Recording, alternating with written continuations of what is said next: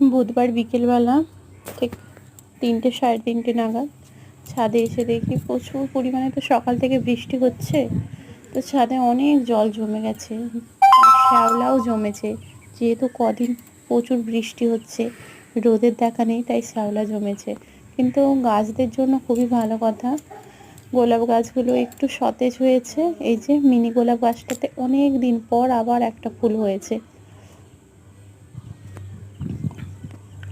এই যে একটুর জন্য মৌমাছির কামড় খেতে খেতে বেঁচে গেলাম। ওই যে দেখুন একটা ছোট্ট মৌমাছি।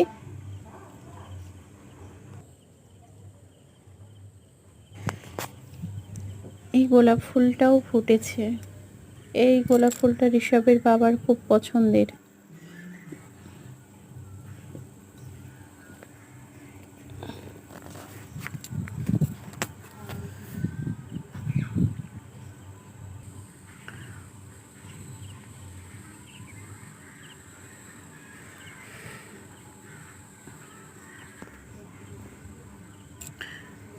এই বৃষ্টির মাঝখানেও ছাদে একবার করে আসতে হবে, কারণ টবের গোড়ায় অনেক জল জমবে।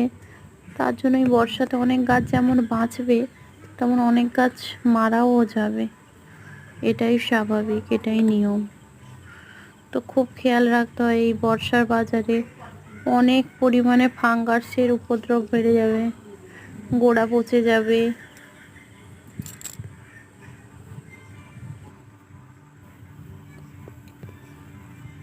আর এইদিকে তাকান, এই ফুলটাকে দেখুন, অ্যাডেনিয়ামের ফুল। আমার কাছে এই অ্যাডেনিয়ামের একটা কালারই আছে। কতগুলো রজনীগন্ধা স্টিক হয়েছে গোটা ছাদে। এই কয়েকটা স্টিকেতেই গন্ধে ভরিয়ে রেখেছে, সতেজ ফুলের গন্ধ। খুব ভালো লাগছে।